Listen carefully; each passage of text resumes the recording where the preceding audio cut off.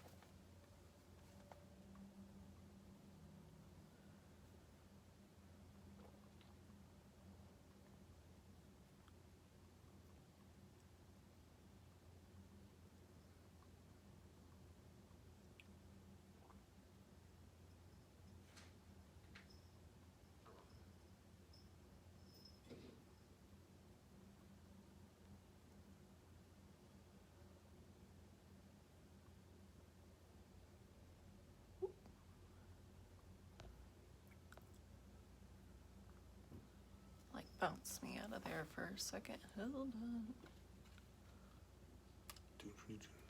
Also doesn't help. I keep getting all these notifications that pop up and I keep accidentally clicking on them. Oh yeah, that was me. Oh yeah. And that was me. And that was me. Oh, was that you who's doing all that? The notifications? Alrighty. There we go. Thomas, hello. What's happening, sir? All right, let me. She's going over the notes here. So here's the book we're going over. All right. So chapter 3, past client reactivation. So if you're going to advance and conquer, you need to reactivate your past clients. Past clients are actually easy to sell or reach back out to because you've already done business with them.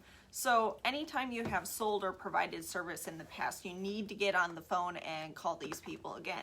Now, he wrote this in 2010. Now that we're in 2021, we found a lot of people will not answer the phone anymore. And the best way to actually reach out to people is a text message. Hey, how are you? How have you been? How's work? How's business? How are the kids? And catch up a little bit just to see what's going on. So he talks a lot about calling in this chapter, but really you want to do text message, depending on which business that you're in. If you're in insurance, actually even now in real estate people are now having to text people rather than call because nobody wants to pick up the phone. If they don't recognize the number, they're not going to pick it up. So everyone knows someone else. You might only be one contact away from the contact you need to make a sale. So by reaching, what Grant was saying in this chapter is by reaching out to old clients, you might actually end up getting somebody else through that client because that people meet new people every day. And at the time that they did business with you previously, they may not have known that person. But then by reaching out again and catching up with them, they'll be like, oh, well, I might actually have somebody for you. Excuse me. So during periods of immense economic negativity, your biggest benefit is the fact that your competitors are not doing... Your competitors are doing very little about the solution. So this is a great scenario and you want to take advantage of it. So this is also an important time to protect your own power base and past clients by staying in touch with them even more regularly. So increasing the number of people you know will defy the common tendency to pull back, and it will ensure your expansion and survival. Disagree with your surroundings, disagree with the actions of those whom you work and compete, and always disagree with being reasonable in the marketplace. So do exactly the opposite of what those around you are doing and more often than not, you will be assured success. So you kind of got to take a good look around you of who's doing well during all this. Who are the people who are struggling during during economic hardships? And you want to do what those people are doing and have ideas of like, okay, this is where everybody else is following. Everybody's watching the news. Everybody's like, oh my gosh, have you seen what happened on the news today? No, we haven't. We're not paying attention to it. We're focused on everything else that we're doing. And honestly, we really don't need to watch the news. Like, we have so many people that we know that do. If there really is a crisis, we end up hearing about it. Plus, social media tells us everything, even when I don't really want to see it. So, which is why we've more often than not actually have deleted Facebook a couple of times, other than to do the show and to watch our messages. So, but you want to make sure that you're sticking with the people who are looking at what are the solutions, not just crying about what's going on. So the call itself is not a science, so don't analyze about saying the right thing. So if it's been a while since you've heard from that person, you want to kind of treat, they most likely have forgotten about you if it's been a long period of times, and that's a problem. So the call is meant to remind people that they have worked with you, and during tough times, you can't afford to have anyone forgetting about you, Grant says. So those who get the most attention and stay top of mind will exit the situation stronger than their competitors. So when calling past clients, you want to begin like you would with your power base. Hey, how are you? How are you doing? How's business? How's the family? How are you doing? And most people, if it's been a little while, they'll be like, hey, who is this? If they have you saved in your phone, they might be like, oh, hey, Brandy, how are you doing? But you want to warm back up that conversation. So let them know that you're calling to catch up, but keep the small talk to a minimum, because if you're talking to another business person, they're most likely busy, and busy business people do not want to chat forever. There's actually been a couple of times I've been on LinkedIn and I've had to tell people, I'm like, please get to the point. I'm in sales and I understand what you're trying to do. You could just get to the point with me. I don't need you to go through this long small talk thing with me. Some people do need that if it's a new person, but if it's somebody that you've already talked to, I can tell if somebody wants to ask me something, and a lot of times I have to be like, sweetie, just get to the point. What do you want? Now, that's just me. Other people need that. Now, if your person continuously keeps talking and they're like, oh yeah, this happened here, we just had a baby, this happened, and like, you can let the person keep going if they're the ones initiating the conversation, and if they want to talk, let them talk, but don't be the person who's constantly talking. Get to the point. So when you decide to get to the point, it's say, okay, cool, I just wanted to catch up and see how you're doing, and could you do me a favor? We've had some changes in our company, whether that be product or service. And I'd like to share with you what we're doing, so if you run into the right person, you can refer me. That's the way to reach back out to the people and get the information in front of them again. Even if you've shown them the information before, if there's even a little change in what you're doing, you want to update them on what's going on. Now, the great thing about using the do me a favor, it doesn't come across as I'm going to sell you. Because a lot of people are like, hey, can you take a look at what I'm doing? And a lot of people like to sit back and they're like, oh, great, this person's going to try to sell me something. Now, if they've done business with you in the past, they're more likely to hear you. But the do me a favor script still does so much better when you're working with people. So if you're asking questions, and then as you're showing them the information, if the more questions they start asking, you know that they're interested. So contacts turn into contracts, and the more contacts, the more contracts. So embrace challenges that others avoid and use them to create opportunities to propel yourself, your products, and your service. So when ending reactivation call with past clients, always reiterate. So always go back to your original reason for calling. So at the end of the phone call, I'm like, hey, thank you for so much for taking a look at what we're doing. On a scale of 1 to 10, 1 being you could refer me somebody, or 10 being you would like some more information on this, where are you at? So that's where it's not a hard close, and it tells people, it helps, they're telling you exactly where they're at, and that way you know what to do with them afterwards. Because honestly, there's been some people I've been on the phone with where I've done enough phone calls where I can figure it out now, but every once in a while there's that one person where I'm like, I have no idea if they're interested. I have no idea if they, where they're going. Like those just dry people where you're just like absolutely no emotion. It's just straight to they're like, okay. Yes. Yeah. I'm like, okay. They're just to the point people. So this actually helps you figure out where you need to go with them with that process. So warning, reactivating past clients has to be approached from a standpoint of offering a service and taking interest in the client. So you have to go out of your way. I actually leave a lot of notes in my phone anytime I'm dealing with people in our sales company, whether it's real estate or holistic health business. I actually leave notes of some of the conversation that we've had previously about that person. So like if we're going through a dry spell at 317 Holistic Health, I'm just going to use that for an example. I can actually text a lot of my regulars and say, hey, how's it going? I haven't heard from you in a while. Last time we talked, you said that your daughter was about to have her first child. How'd it go? Was it a boy or a girl?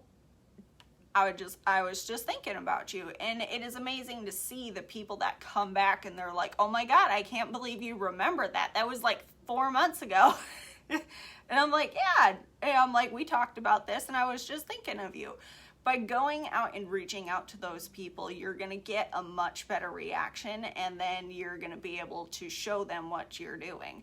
So a lot of what we do in our sales company, it's very rare that we end up going back to previous people that we've contacted unless we have somebody that is signing up. So we use a method that's called phishing. And Jeff, do you want to explain the phishing concept to them? It's called shopping an application too. That's the same thing.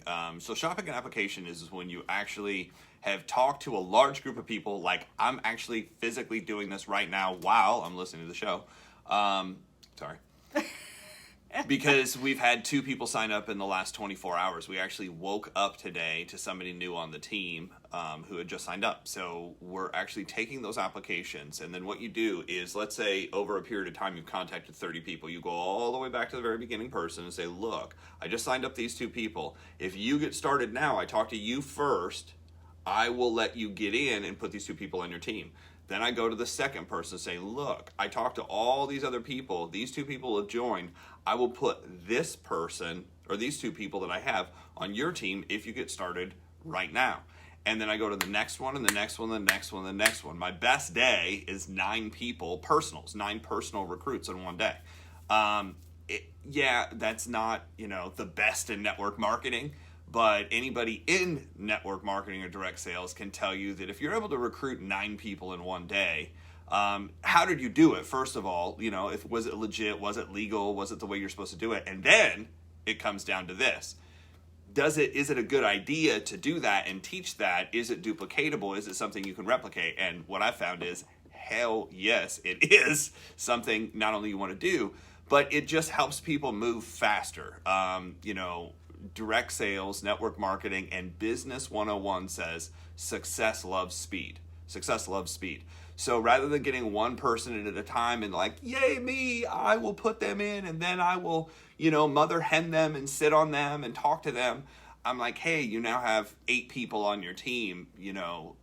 I don't have to say, hey, you need to get going because there's 8 other people to work with outside of this person. And that was one day. What happens if you do that more than once a month, and you end up with 15 new frontline personals. What I can say is you better have a great onboarding system to get people started quickly, because if you don't, then you're going to have issues. Thank you. So, also, when talking to these people the next time, with like what we're doing, we're going back and we're saying, hey, there's somebody that we can put on your team. Do you want this position now, or do you want to do this later when I go back through this list and there's like 5 other people in front of you? Do you want to get in now, or do you want to get in later? But when you're reaching out to clients, a majority of the time you want to keep the conversation positive, because nobody wants to hear how slow you've been or how bad the market is, and because nobody wants to hear that. Like, I wouldn't reach out to my clients for a holistic health business and be like, hey, it's been slow, do you want to come in? But that's exactly what most people do. Most people do. But by keeping it positive and making it about them, like, hey, I'm just checking in on you, how are you? People first. Yeah, people first. So you want to make sure that you keep it positive, because I'll actually hear network marketers do this to themselves. They'll be like, yeah, it's really slow.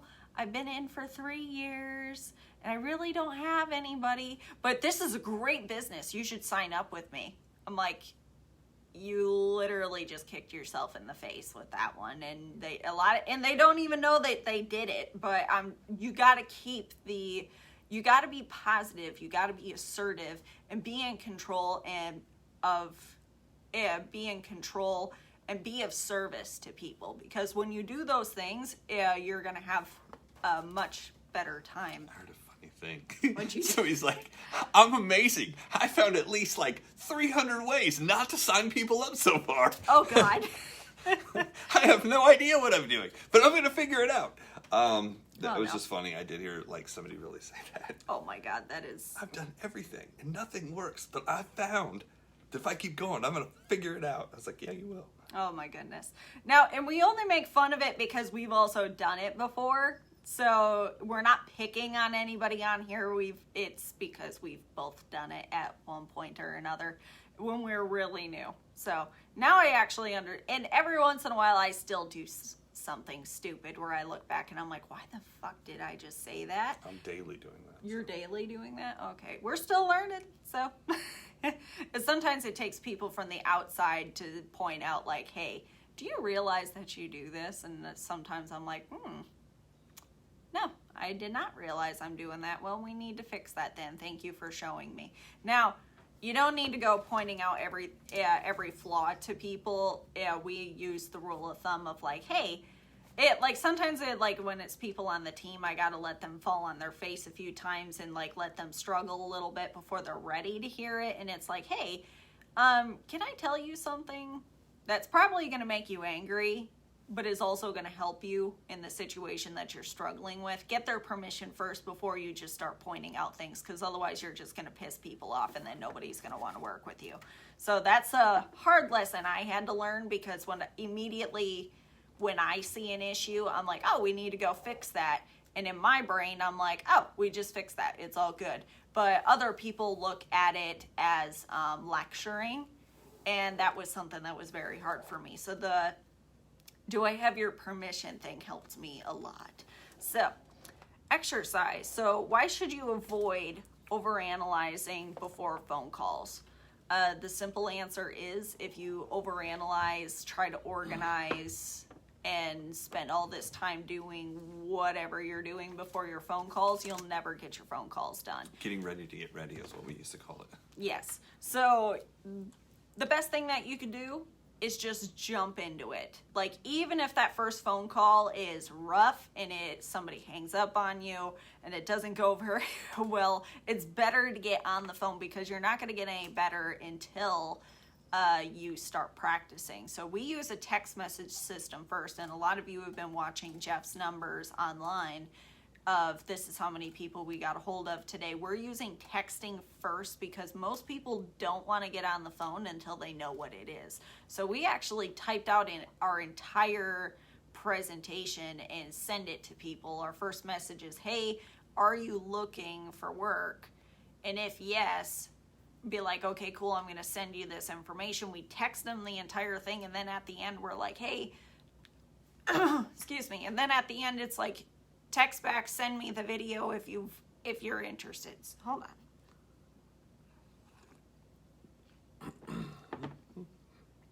Got a frog in my throat. Jeepers. Hold on.